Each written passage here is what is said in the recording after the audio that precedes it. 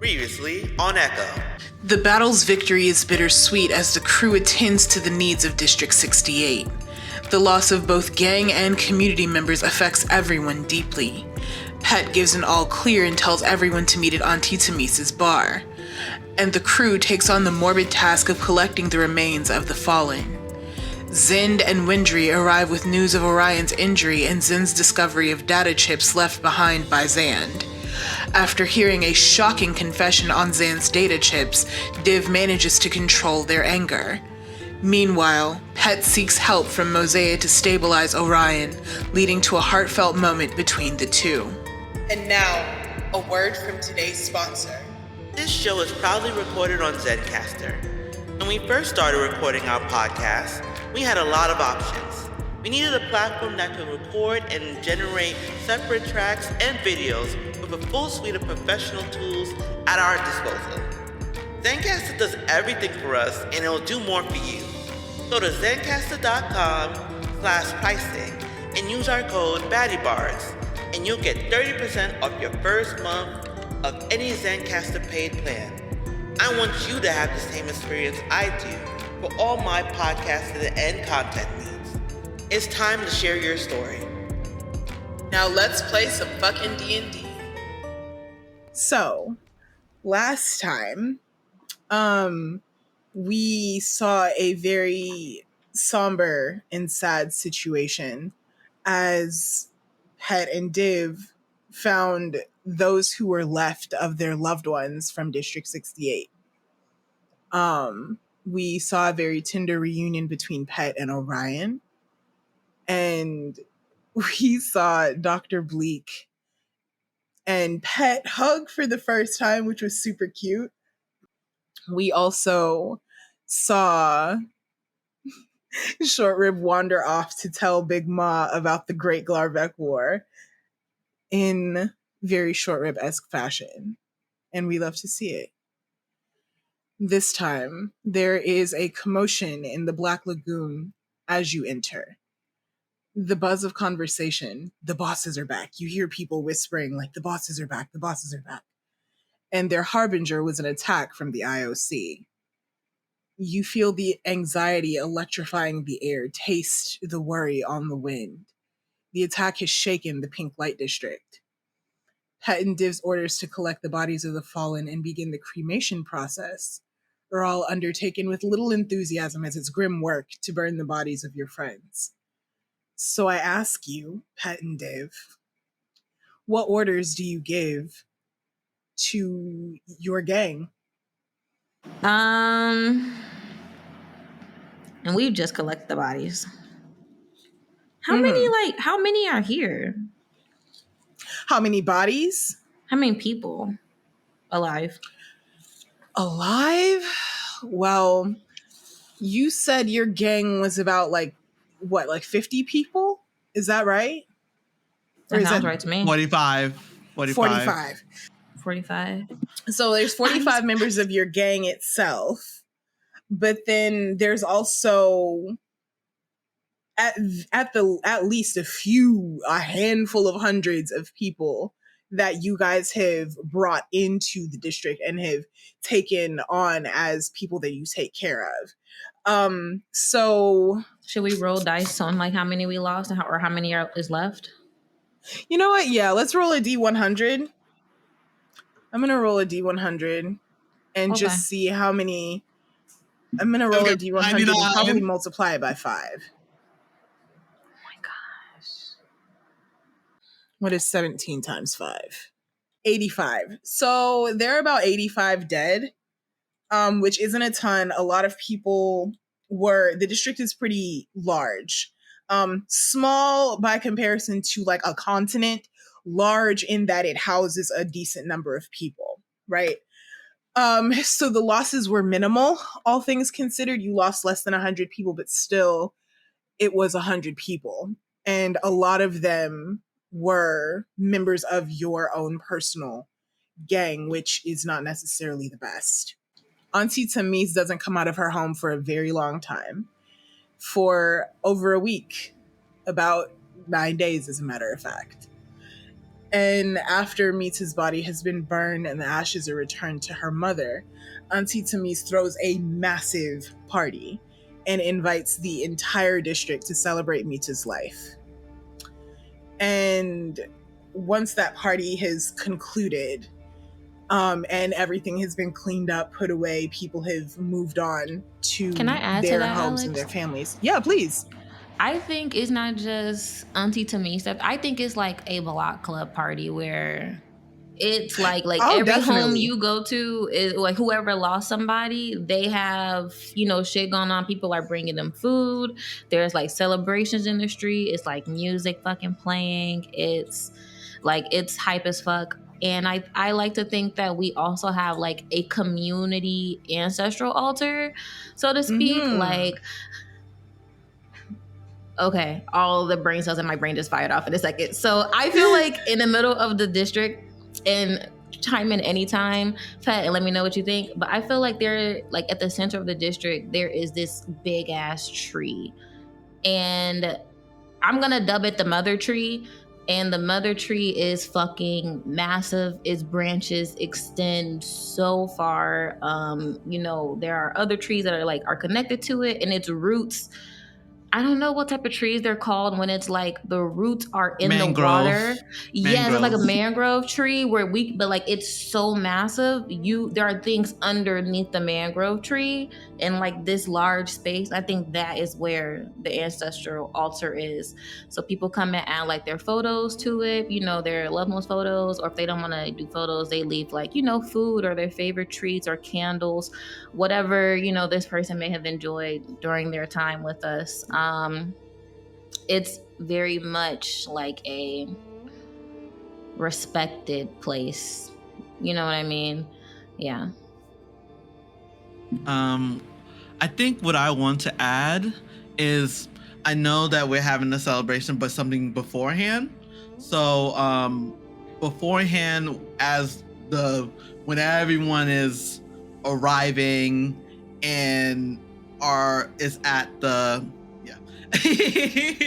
everyone's at the part where everyone's at the Black Lagoon waiting for an answer to what happened. I think at that moment, Pet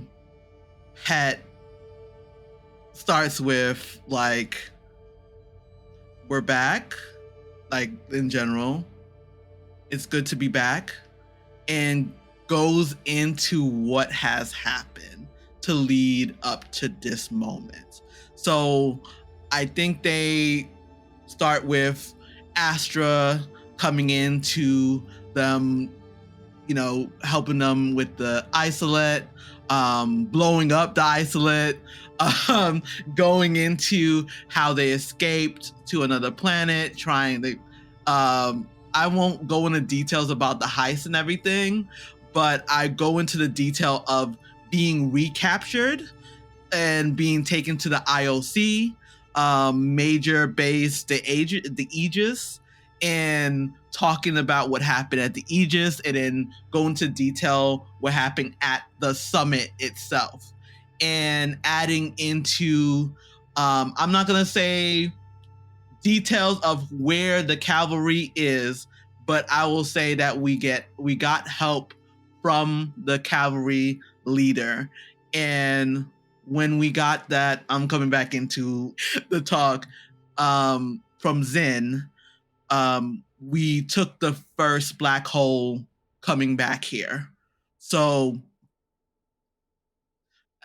basically, I'm just telling, I think what Pet's known for is just saying it as it is, like bluntly.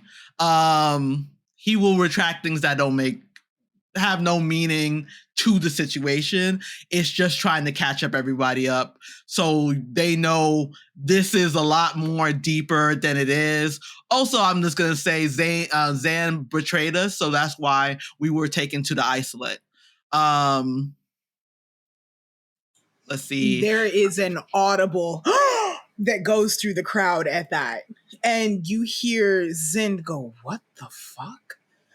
Like, it causes a visceral reaction in the Black Lagoon. Div will replay like the bit they heard from the tape when Pet says it.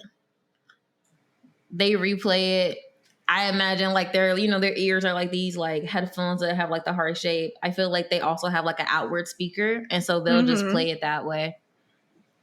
They have the box of tapes. They're like, I haven't gone through everything yet, but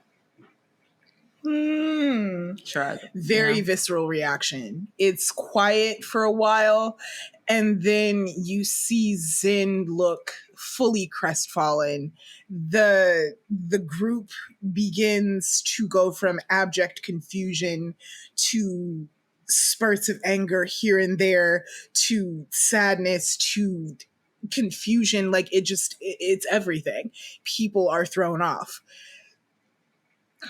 And you see Zind is the one who speaks up. And he says, "You mean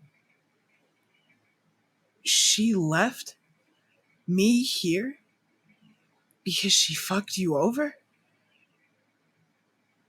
She caused all of this?" Oh my fucking god. Me Blue is screaming right now.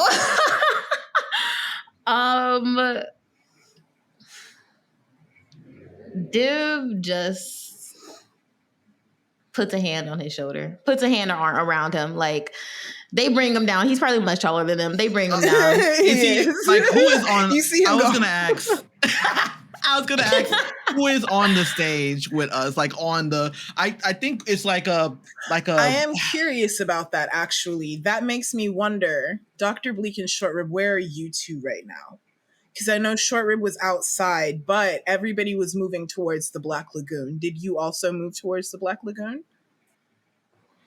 Dr. Bleak would have, just, keeping as many people in sight as possible. Yeah. Yeah, same here. When Short Rib sees folks like moving towards the Black Lagoon, I think, yeah, he would have followed. Are you still on the phone with Big Ma? Of course. We will come to that in just a moment. Phenomenal. Big Ma's getting all the tea. She's hearing everything. All the drama, honey. Yeah, I think when Zin says that, this is the first time I'm hearing the tape, even knowing about the tapes, and hearing her voice. And the thing with how she sounds on the tape, that's how Pet knows Zan. They have always known that Zan has put on another mask in order to seem put together and in place. So when he hears that, he feels like it's very jarring for him, because that sounds like she was right here, right now, in this moment with him. But it's just hearing that information, and then I don't think, let's say this. He is trying to be in the moment right now, but he is hearing that and how she usually sounds with him, emitting that, this is devastating. What? It's devastating. Can I roll an insight check on Pat? I want to see, because Dib would have just been like, when Dib told you, they would have just been like, Zen gave me Zan's audio diaries, and it's confirmed that she set us the fuck up. And that's all they would have said, right? And I think Pet would have accepted that in that moment, considering all that was going on. So, like, Pet hearing the details of this shit, being like, that fucking robot, all that shit, oh my, I'm gagged. I would have been so gagged. Lou, I don't think you said it to him. I think you just played it. So he's in the moment as everyone else. Wait. Airing this. I did not tell Pet. I would have put that in my notes. You So didn't say Pet it at wouldn't all. even know. Pet wouldn't even said the whole Xand betrayed us. I think instead Div would have I would said Xand betrayed us because that was literally what happened, like literally what we know, like from the beginning. But he did not. Yeah. Sorry, I did not have the tape. I was not there when you didn't have the details of that. You're right. So yeah, you can roll the insight, Hal. Yeah, please do. Please roll an insight. That's an oops on blue part. That was an oops on Div part. Oh shit! No, it's an oops on Div part. Yeah, okay, so Pat, if you would like, you can roll insight. perception or dissuasion. Deception. Can I get or advantage persuasion. because that's my bestie? I know this nigga well. I feel like that's just me. I mean, yeah, that makes sense to me. Okay, yeah. Let me see you what I can roll. You can't be adorable at me and expect me to not do anything about it. What can I do? 20 on both die? Was that two nat 20s? Those are two nat 20s. Okay, let me see. Best friend, talk to me so nice. I don't know about talking about you nice. Oh my god. Listen. Wait, let me just see if I can I be two nat 20s? What is it I have to do? Persuasion or deception. It's up to you. You said perception? Persuasion. Okay. Mm-hmm. You know what? No. It's up to you though. You don't have to. I don't my thing is I think it's such a visual moment that I don't think Pet has the time to actually try to hide it. Or that makes sense. In this moment, like everyone sees. Yeah, because it's a shock to everybody. Yeah. And it also makes sense that Div rolled two nat 20s because of course they would know. Of course they'd be able to clock that. Yeah, please do. That's bonkers. That's fucking bonkers. So you play the tape, you play the audio for the entirety of District 68 in this fucking bar. Wow. Powerful move. Everybody hear it. And then there's also Doc and also yeah, there's Doc, there's Nex, there's Oku, there's Short Rib on the phone. And there's Big Ma. This is why Div has not been talking. Is safe with me and my mother. It is fine. She don't even know nobody. It's fine. I bet she's on the phone. It's like, oh shit. Isn't like a hologram? Like a holograph call? Yeah, it's a Big hologram. Mom like, baby, move out the way, baby. Yeah, like let me see. Hold the phone up. So you got that nat 20, 24. What do you want to see? Div, I think in this moment when Div like plays the tape, because this entire time Div has been quiet, I think they have just been kind of stewing in their own mind. I think even like the lights that act as their eyes have been dim. And then you mentioned like towards the end, like Xand betrayed us. Div like lights up and they're like, let me play this shit actually. Cause yeah, we can just say that, that's whatever. But like, I need people to know that this bitch betrayed not just us, but us. You know what I mean? Like as a whole, the entire fucking district. And so they play it and then it clocks them like, oh fuck, I probably should have like told Pet, and they just like look up. I think they're like sitting on the edge of the stage. They got the hand around Xand, the arm around Xand, and they play it and they like are just looking up at Pet. I don't know exactly what they're looking for. They're just looking to clock what emotion he may be feeling right now. Right now, instantly, it's embarrassment. That is interesting.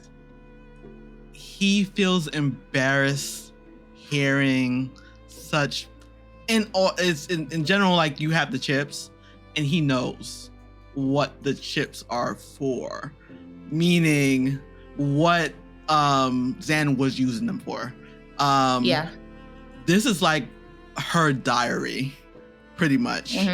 So hearing that and not knowing that beforehand is such a visual embarrassment, because he feels like he should not be hearing this in public. And he knows that it needs to be done, but he was not prepared for it. So he is just he's trying to train his face back to kind of like a neutral face, but the damage is done. And he looks at you and it's kind of in a disappointed look and says to you, I'm not gonna say it. Can I just do I can't, you can't respond back to me. I don't have anything mental thing, but I would say, I think I will continue. You'll see that and continue. And this says, yes, Zan did, as you have seen, you have heard on audio tapes. Me and Div are going to review the tapes together later to hear what else is on them. But for now, he's like trying to get back his bravado. We need to go. I think basically he's gonna say we need to do our, funeral rites, and let's get everyone together and let's praise these the lives of all the people we have lost in this moment. And he also looks at Zin too and says, I'll talk to you later.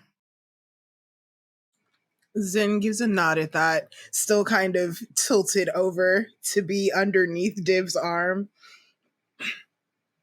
And you see that everybody sort of disperses after a point, after you give your announcement, after the audio of Zan rambling is revealed. People sort of disperse off in twos and threes to talk about the everything of it all.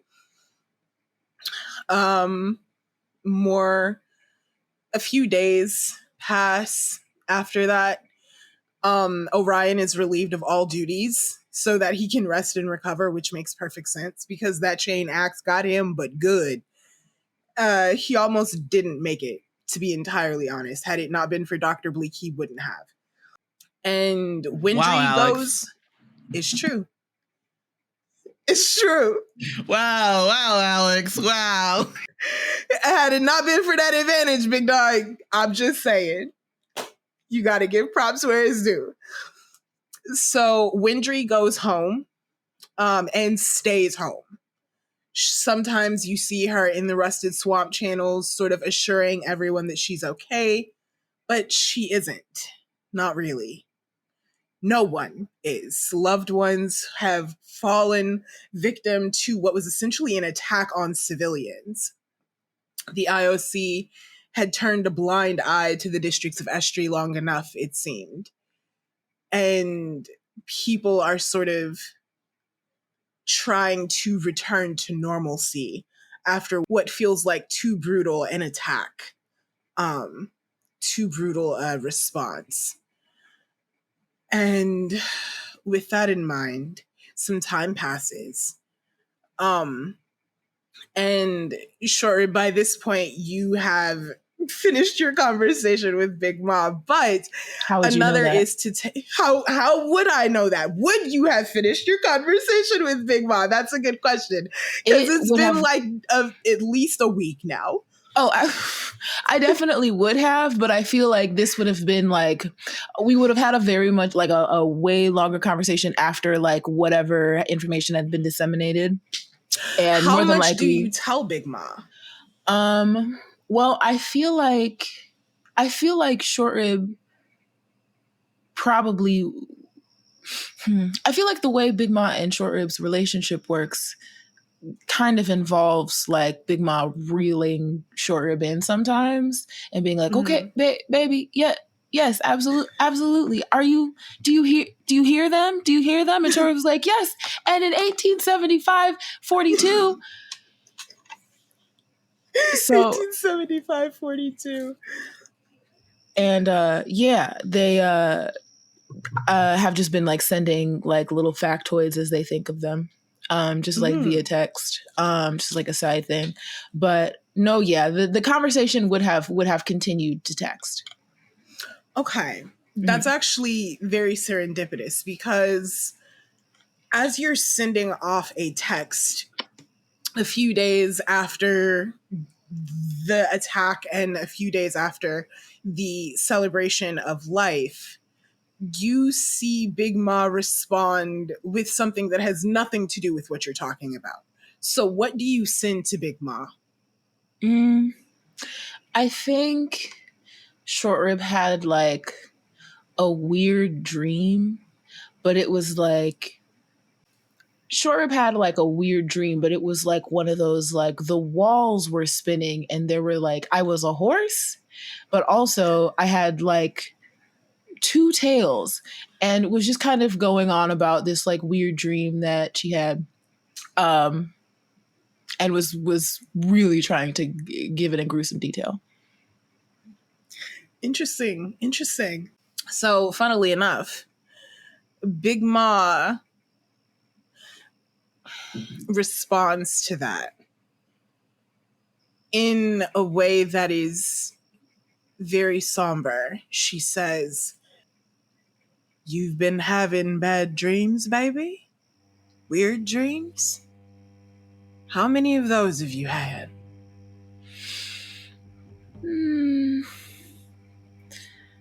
I don't dream much, but when I do, they're usually weird. At least weird. You see Big Ma go very like green, almost a pale sort of green, sort of ripples through his body, and you see Big Ma bodily move closer to the hologram, as if to move closer to you, and very seriously they say, "What else have you been dreaming about?" Short Rib kinda not necessarily thinks about it, but more so just like braces for the memory of a bad dream, if that makes sense. Kind of like almost like, you know, when like you remember something embarrassing and like you physically wince. Am I right, gamers? Yeah, so felt that. Yeah, and that was that. Or rather, that's kind of how he is reacting. Short Rib goes, I think. Do you know anything about a harbinger? I had a weird, like, you know how like when you first found me and it was a whole thing to kind of try to get me to, you know, get to the way that I am now. And so I kind of had one of those dreams. It wasn't as bad. I wasn't, you know, we didn't cry, but I don't know. I felt like I was back underground, and then I heard this voice, and it was talking about a harbinger and a spawn, and I think it meant me, but if I spawn from something, that means I have parents, right? You see Big Ma begin to like tremble and undulate. So many different colors vacillating all throughout his frame. And it's like a whirlwind of emotion. Go ahead, roll me an insight check real quick. As Big Ma like calls you immediately, because this has been text messages. Big Ma calls you immediately and you see them pop up on your hologram display. A whopping 6. A very That is enthusiastic 6. unfortunate. Yeah. An enthusiastic 6. We love to see it. So Big Ma cycling through all of these colors, the trembling, the quaking, the sudden intensity in the way that he is speaking to you. It makes Short Rib a little dizzy. Oh, I can't. Yeah. Oh, I can't look when you do that. I'm sorry. I'm sorry. Big Ma does like becomes round almost, like becomes a ball. And sort of rolls backward and then plops back up into this like sluggish form. And Big Ma says, I'm sorry, Short Rib. Tell me again about that voice.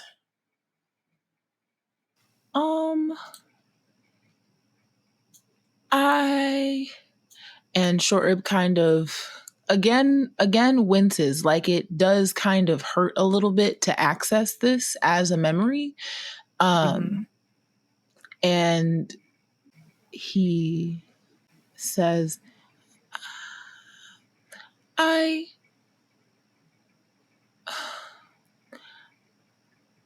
voice isn't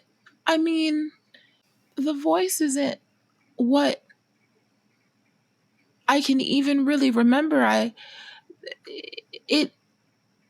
heard it.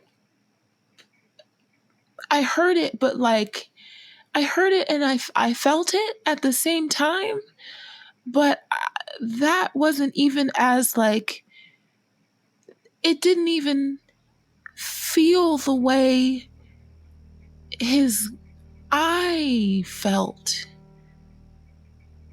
when he looked at, and he kind of, you can like, the more you, it's kind of like an Eye of Sauron situation where like you are watching him remember seeing this eye, and like it is as if he is like back there, and it's again like a physical reaction, like kind of like a and he goes,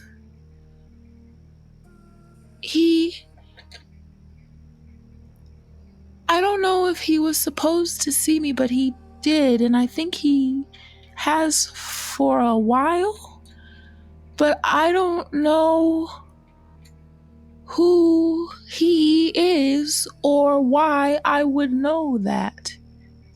And I'm scared, Ma.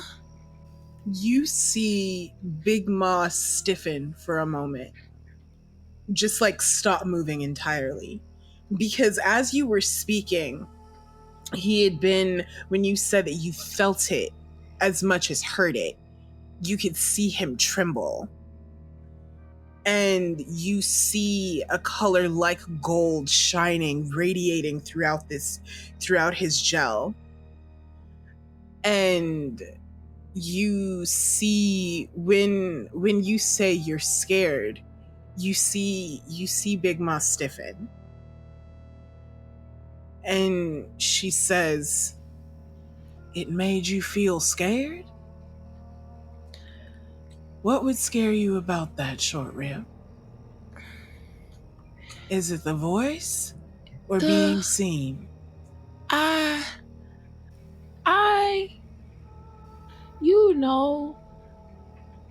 have been around for a long time, and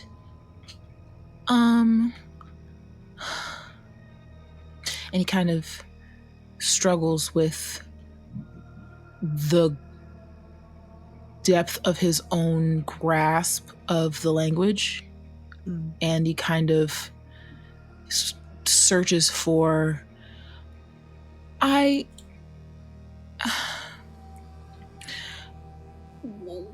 When I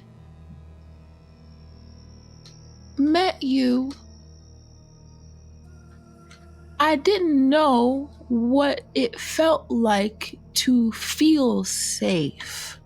I still only have you as a point of reference. You are my only context for what safety is. I know that if I can come to you and you're there, that it's fine, but I know you're here and I don't feel safe anymore. And it scares me, 'cause if you can't protect me, that means I can't protect you. Oh, baby. That's not how that works at all, Short Rib. Darling, there is nothing that would stop me from protecting you and doing what's right by you. And if you feel scared by this voice, by this sight, well, we can look into it together and we'll figure it out. And then maybe you'll feel safe again. How does that sound?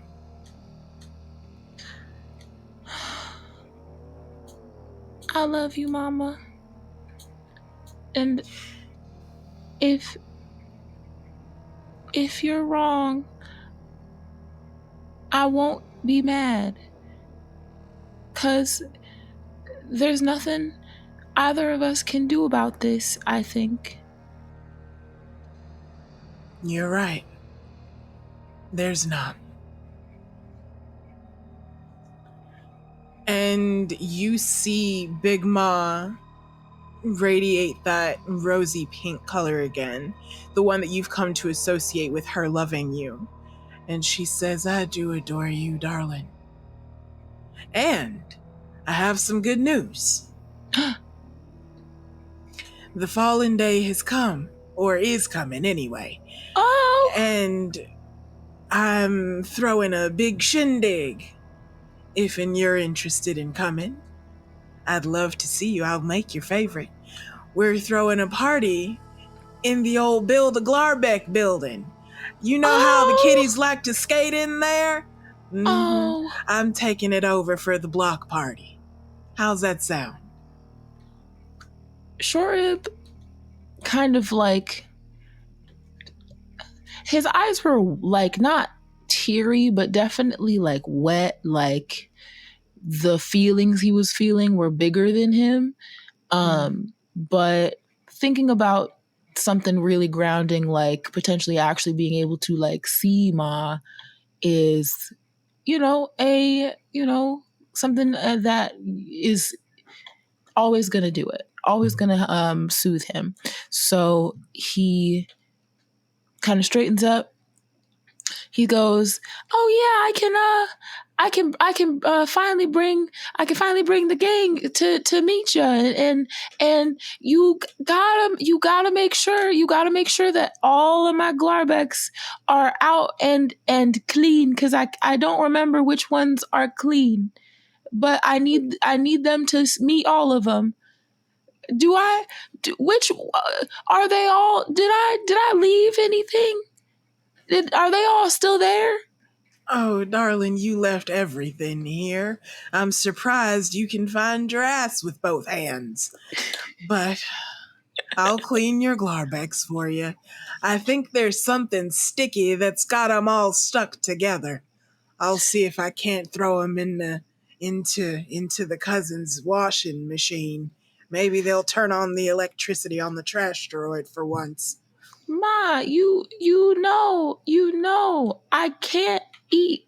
I can't eat candy in front of you. I get nervous. You say that I can have as much as I want. And then it feels like that's not true when I eat a bunch and I get sick and you're like, oh, you can't do that anymore. But then I can when it's fine. And so I do it in my room because I feel better about it. But it's okay. I just make sure that all of my Glarbecks can have some too, because I'm a good guy. Oh, darling, you're giving candy to stuffed Glarbecks. It's gonna take 8 to get this out. What if they eat? If it turns out, what if they're alive and they were starving the whole time, and they would be very happy about having some candy. I think if you were a Glarbeck doll, you would really love some candy. I reckon. You see Big Ma goes, yeah, I suppose that's very true. I think I would enjoy some candy if I was a living Glarbeck. Uh-huh. And I think if I was a living Glarbeck and I had an owner like you, I'd open my mouth and say I'd like some candy rather than getting it rubbed all over my skin. But that's just my 2 cents. In the interim, I can absolutely wash your Glarbecks for you, darling.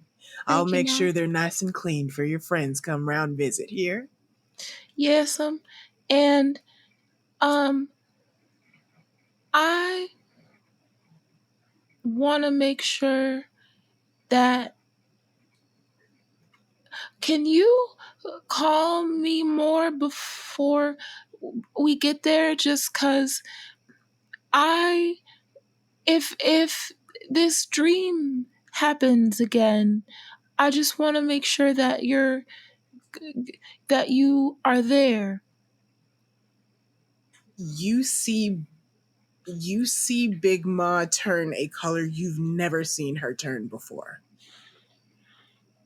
The frenetic undulation of colors in their gel returns again when you mention that dream. And as you say you'd like him to be there, you see him turn pitch black. Just for a moment. And then it's back to that frenetic energy again before it softens, turns to a pale gold. What can I roll to try to get in on that? Oh, baby, give me insight. All right, let's go. 19. 19. Tell me, mommy, I love you, forehead kiss. I'm going to be honest with you, the DC on this one was pretty high because you've never seen this color before. Okay. Now, you got super, super close. Fuck. Okay. So I will tell you this. The gold that you've seen pump through Big Ma's gel, you recall from times when there was conversations around faith, belief, understanding bigger forces, source, that kind of thing. There's a lot of woo-woo folks on the trash droid too. Some people are there by choice, lots of the people are there by choice, actually. Oh yeah, you can always escape the radiation waves if you're always moving. Exactly. Exactly. And among these people comes a lot of different types of belief in a lot of different things. Growing up, Short Rib, your exposure to religion was very minimal, very, very minimal, but it wasn't nothing. Nobody tried to push anything on you. Big Ma would have killed them had they tried. Of course. But you know that Big Ma believes in something. She's never been specific as to what. And you know that other people on the trash droid do as well. Now that pitch black, that you still don't know.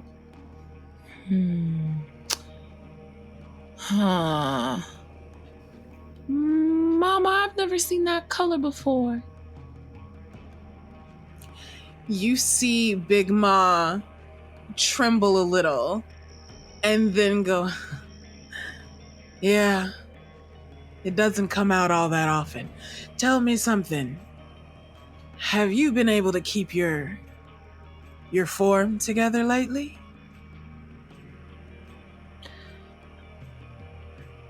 It's been hard ever since I had the dream. Actually,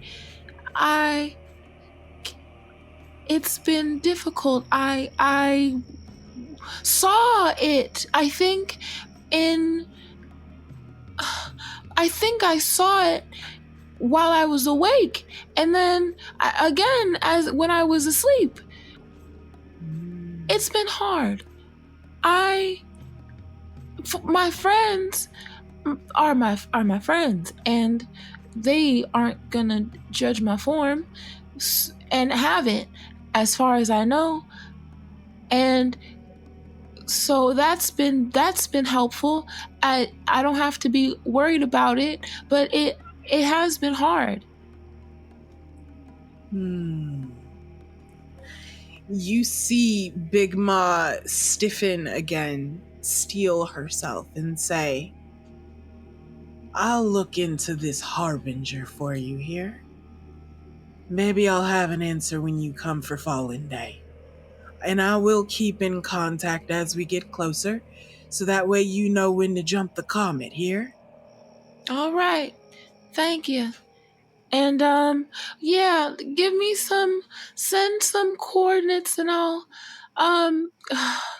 usually just fly, but I'll give them to Pet. Oh, y'all have a ship? Mm-hmm. Well, all right then. Yes. Cash money. You see Big Ma kind of chuckle at that, and she says, well, you keep your form together as much as you can, darling. Okay. And if you see that being again, tell me everything it says. Okay? Yes, if I remember, I won't hesitate. Ooh, I'm sorry. I wanted to say I won't hesitate, bitch, but I would would never say that. But I'm cursed. I'm so cursed. Funny. And the full taste slapped with a key through the phone. Get pow-powed with a pod out of nowhere. My God. You ever feel gel stiffen and attack you? No, but I'm not trying to. You ever get hit with a non-Newtonian fluid?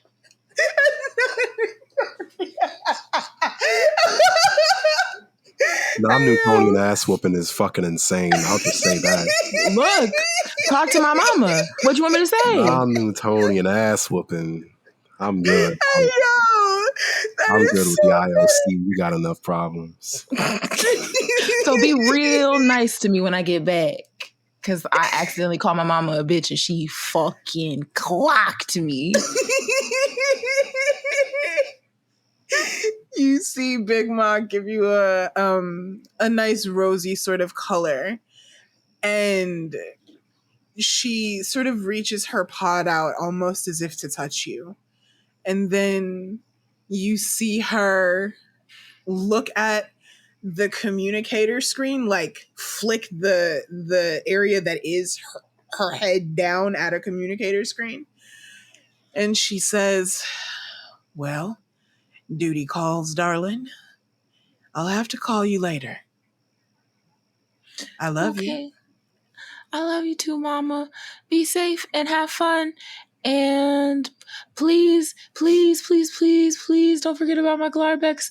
I love you so much. Please don't forget about the Glarbex. Please open up the, unzip all the pockets. I forget. I don't know what's in all of them. Please open the pockets. Open the pockets. Oh. And you hear Big Ma give like a groan as she clicks off. I am sorry. I'm saying I'm sorry as she hangs up the phone. And we pull to, where do you go after this phone call, Short Rib? I think I go to Pet. No, You go to Pet. No, I think. I think immediately after this phone call, Short Rib probably is still like a little burdened with the memory of that dream, and would probably go bother Dr. Bleak. So we follow you as you walk out and try to find Dr. Bleak. Dr. Bleak, where does Short Rib find you? Where are you in the swamp at this precise moment? Can I just jump in for a quick second?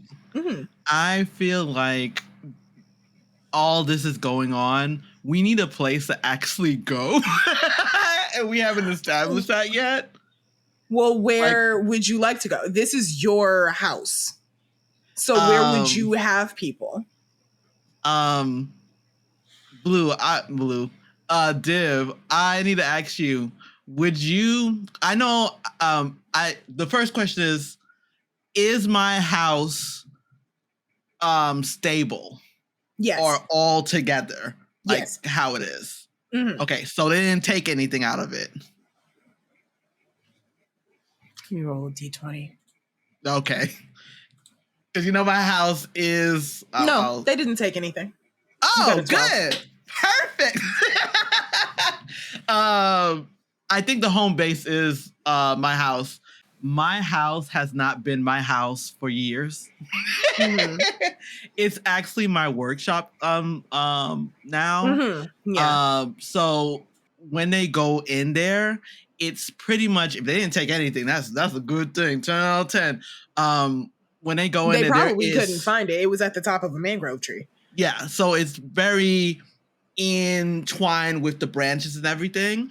When you go in, it's like a, how's that doorway like? It's a wooden doorway, archway that push into like a foyer. I gotta get some fancy stuff too. I like some things too. You get it honest. I know, exactly. So walking in, everything on display is right there. Like, you can see how much guns I have worked on.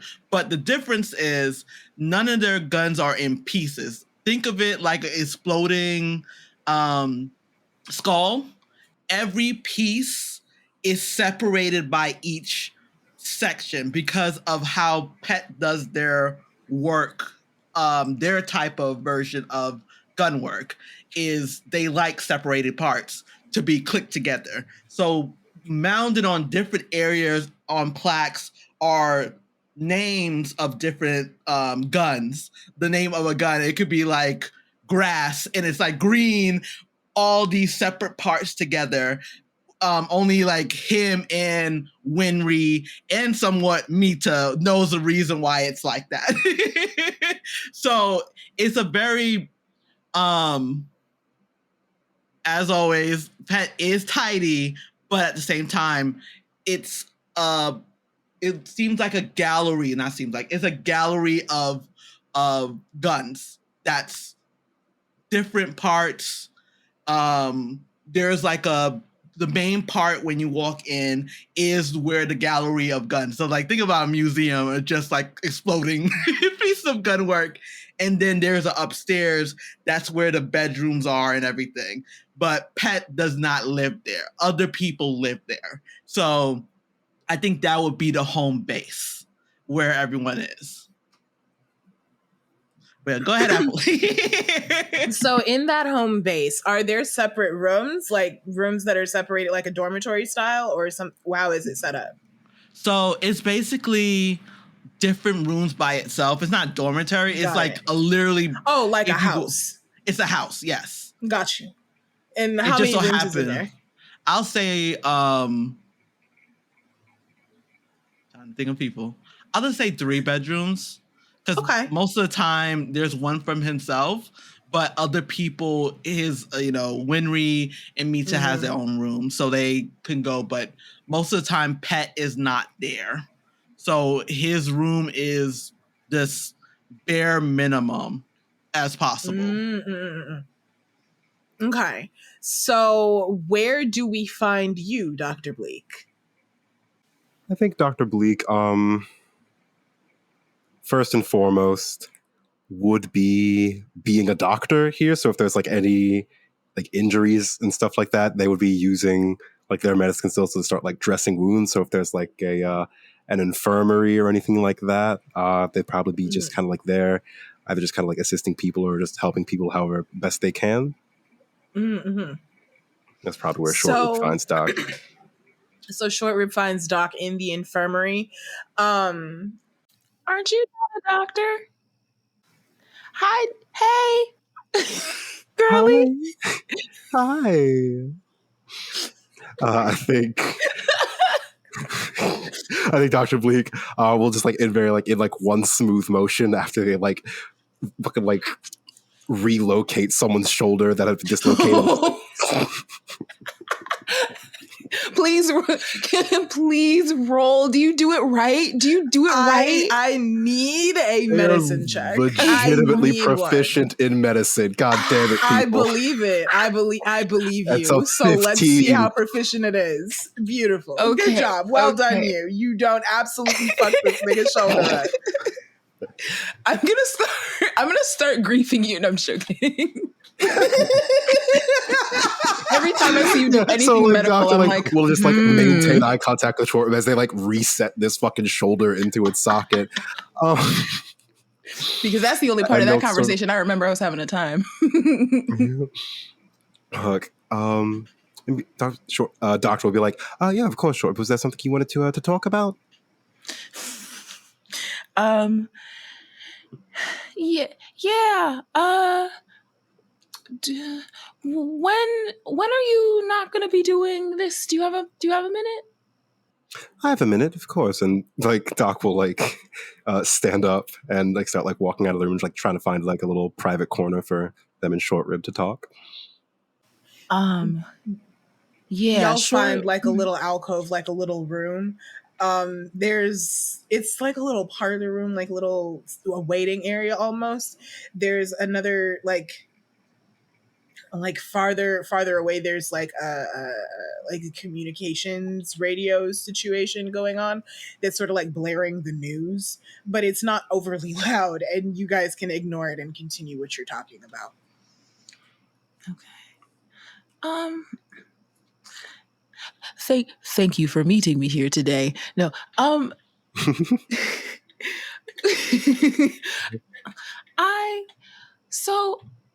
talked to my mom, and I know we've been supposed to talk, and I feel like I want to talk to you about this. I've been having real weird dreams. And I didn't want to like scare my mom. When we were talking, I didn't really remember all that I remember now, but I feel like something's happening. And I'm nervous about it. What do you do when your dreams make your head and stomach and hands feel bad? Well, can you tell me a little about the kind of dreams that you've been having, Short Rib?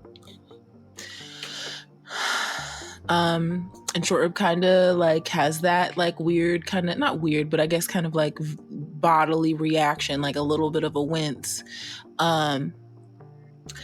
And did we ever talk about what I used to be? Did I ever show you that? I think we've spoken a little bit about it. I think we talked about maintaining form, staying comprehensible kind of like do like a hand gesture towards all the like bleeding and sick people, like a couple rooms down. Short Rib uses awakened mind. Let me make sure I can actually do this. Back of the tome. Oh yes, okay. Short Rib pulls out. Short Rib starts rummaging through the giant Glarbek bag that is constantly on her person.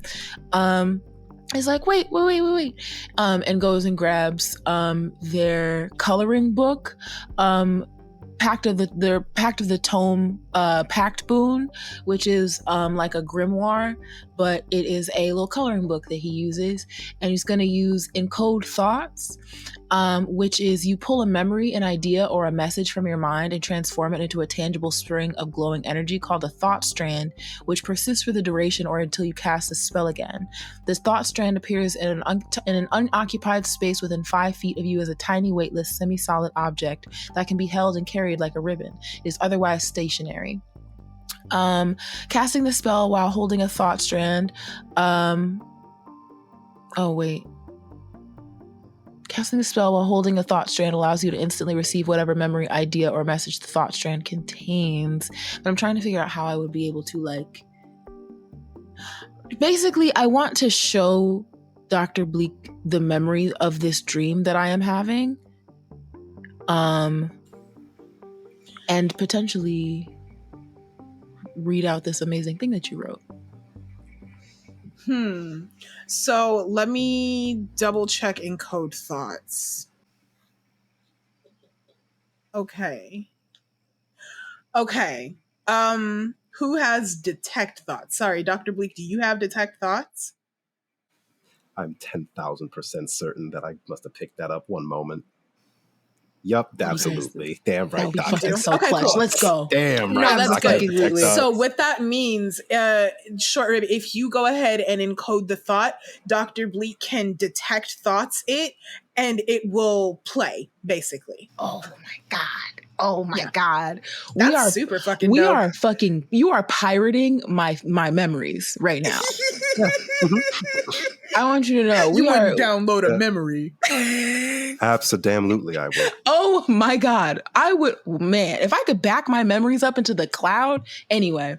Nah, facts though. Honey, yes. So I encode thoughts, the memory of this dream, and I basically what you see is a bird, like a crow, pull out like a silver thread out of its mouth as if it was like a pretty shiny that he got way too excited about and just kind of swallowed without thinking.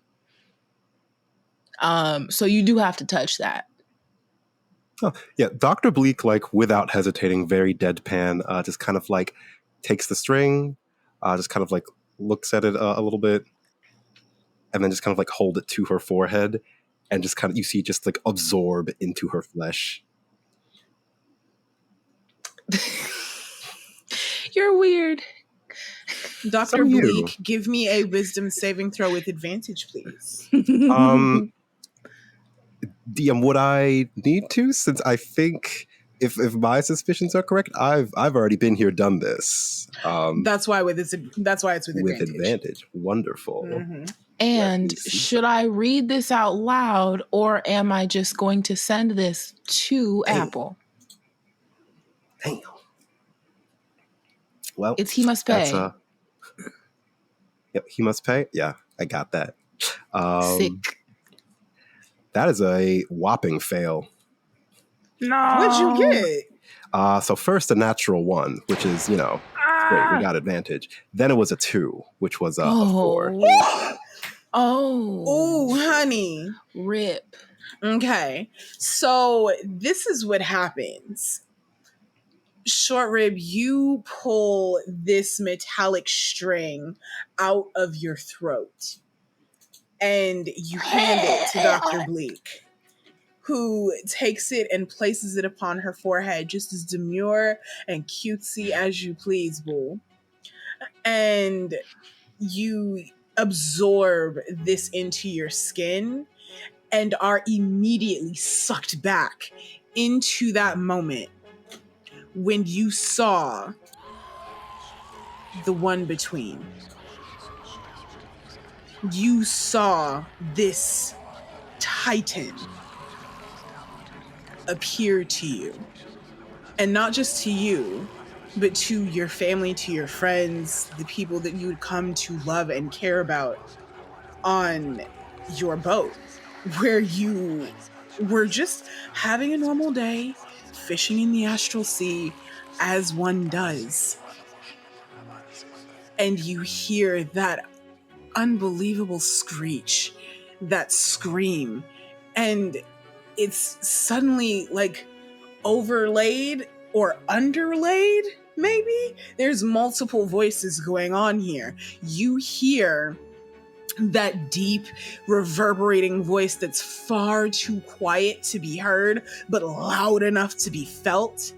You hear that voice saying, "Bring me the Harbinger, bring me the Harbinger." And that is what you hear reverberating through your skull as Short Rib hands you this memory. So what you are seeing is a memory of what you saw when you saw the one between, overlaid by Short Rib's memory of whatever the fuck that was. But you have an inkling. It looks familiar. The tentacles, the big eye. Jason, how you doing? How you doing, boo? Yeah, no. Yeah, so think, it does. It looks familiar to you. Go ahead. I want to ask, how are you reacting to this? First, Dr. Bleak is going to roll deception to kind of hide the horrifying traumatic reaction that she just had. And, give me an insight, boo.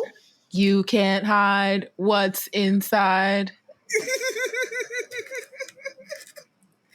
Yeah. So let's see. Just a little baby deception. Damn. Well, one second. Baby deception. Well, deception of a baby. That's More just like- a 20 for deception. It's Just a 20. A mere Okay. 20. A mere 20. So that means it was less than a 10. I feel like it should be at disadvantage since you failed so I horribly. can't You know roll what? less than Honestly, a 20. I agree. Yeah. Yeah, I that's can't true. roll- But that would, Yeah. even at disadvantage, it would with still be a 20. disadvantage. Yeah. Mm-hmm. So with College disadvantage, of it Eloquence was ain't nothing to fuck with. still 20. Yeah, That's no. crazy. I love that. Dr. for you. Bleak's a fucking liar. That's it. Oh, but when I call her a liar, I'm in the wrong. She's also a truth teller. She's got I looked this- minimum 20 to persuasion. But you know. Short Rib looked this nigga in the face and was like, "You're not a doctor." And she was like, "Well, what are you gonna do about it, bitch?" Right. How about this? Instead of giving Dr. Bleak disadvantage, I will give Short Rib advantage on the Yeah, deception. absolutely. That makes more sense to me. 16, big 16. Yeah. Big old 16. manly 16. Even there, you sort That- of will see Dr. Bleak's coat like go full pitch black for a second. Oh God.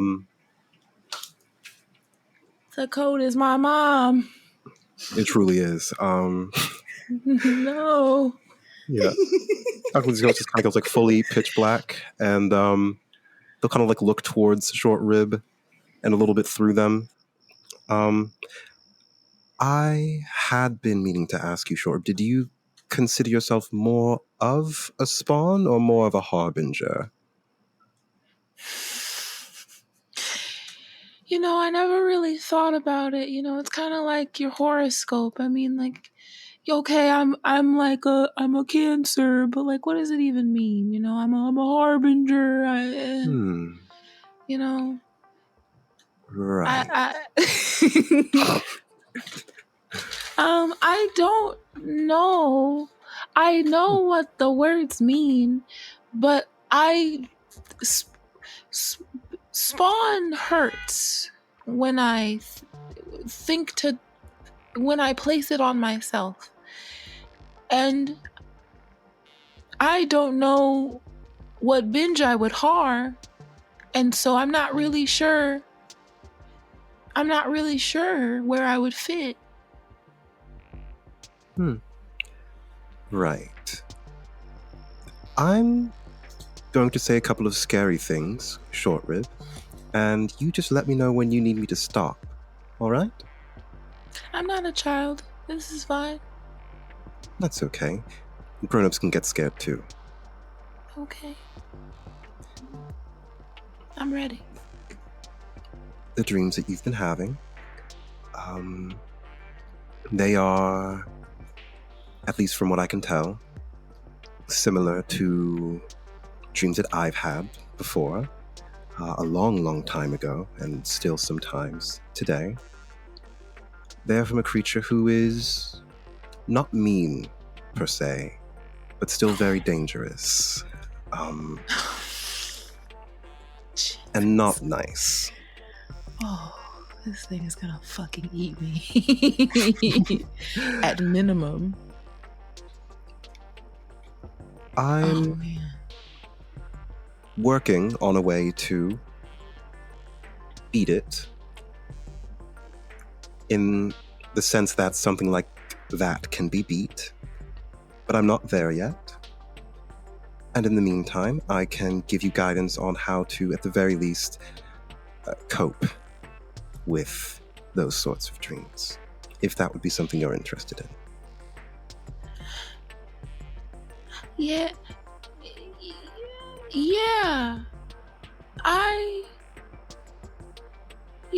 I would like that. You can talk to my mom too. Sure, I'd love her number. Well, we can go. It's about to be Fallen Day, and there's a big old. My mom called it a shindig. She's doing a shindig. I do love shindigs. And we can go. And you can meet her and tell her about the dreams. Is your mother, are they like you, Short Rib, or are they just... And they'll kind of like gesture towards the other people. My mama's not like anybody. She's my mama. But They'll nod. I don't think she's like me. I think she kinda, and he looks like almost through your coat, and his brain tries to process what the phrasing would be for she's kind of like what I think may have happened if something bad had happened to her, and I don't want to even think about that. Do you know what I mean? Am I making sense? Yeah. So like kind of looks at your coat and is like, she's kind of like, she changes colors, and she is so soft, and I love her so much. And she does a lot of magic stuff. That's also lovely. I'd be happy to meet her. Fantastic.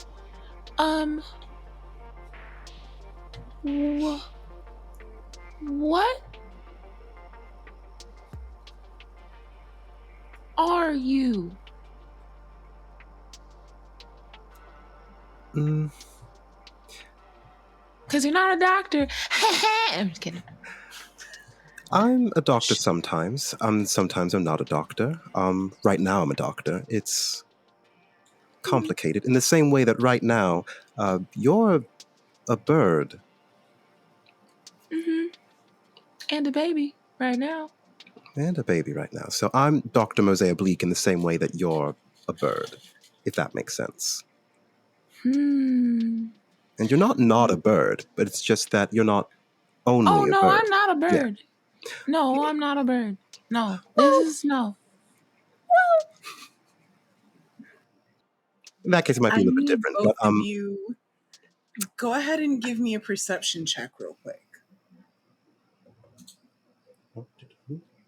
Perception. Piss grace. 23 for Dr. Bleak. 23. Ooh.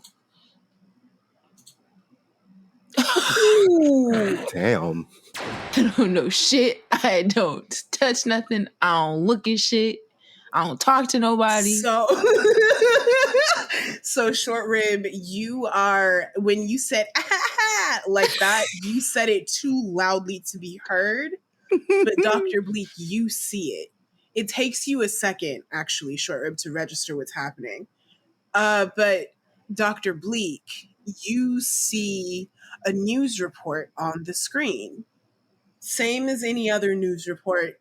Same thing, no big deal. Only it looks like it's a puff piece of some kind, something about nuns and monks or something, except you heard them mention, the news anchors, the planet Breer.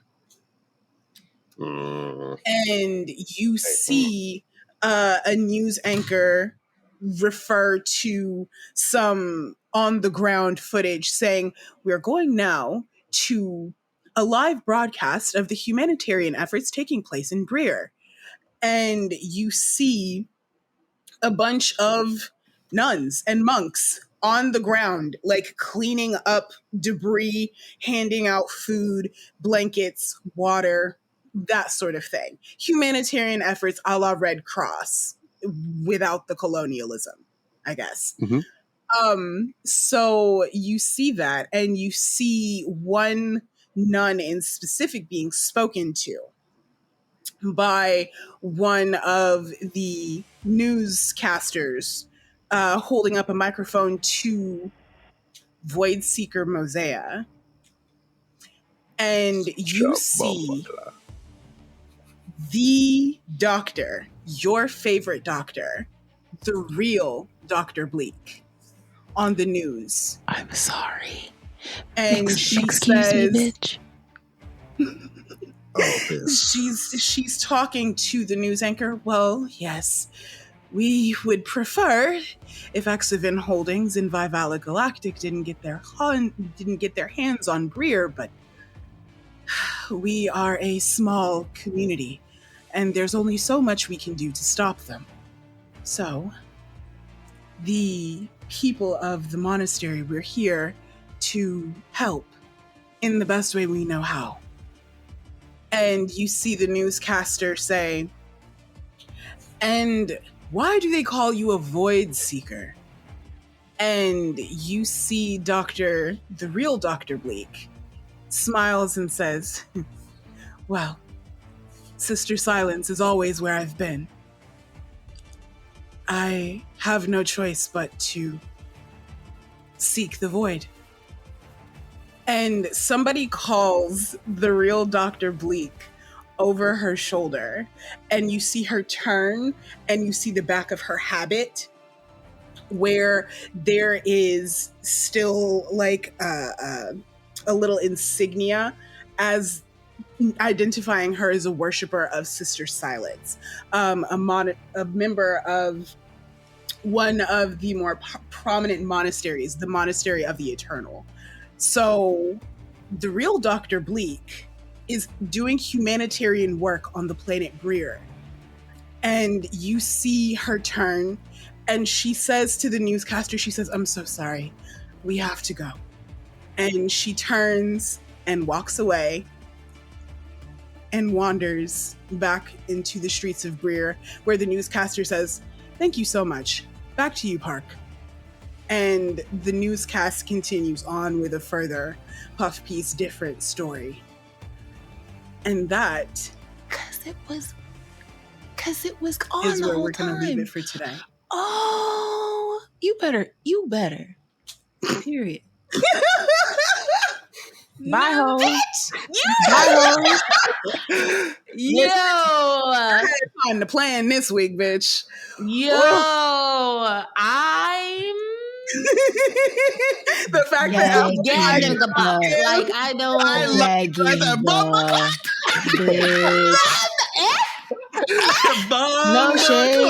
No shade, bitch. I see you niggas. I see you niggas at enroll for thickness, Cole, because otherwise I see your dumb ass next week. That's why you subscribe, you stupid bitch. I love you. Thank you for listening. Thank you for listening. Due to Big Maw's concern, Short Rib has returned to the trash droid in the sky. While Short Rib's tale ends here, Echo will carry on. Hey, it's Satine. If you enjoyed this episode, give us our roses by rating us 5 stars and writing a lovely review on Spotify, Apple Podcasts, and YouTube. Want more BaddieBards? Our social media details are in the description below. And remember, we are here. Bye!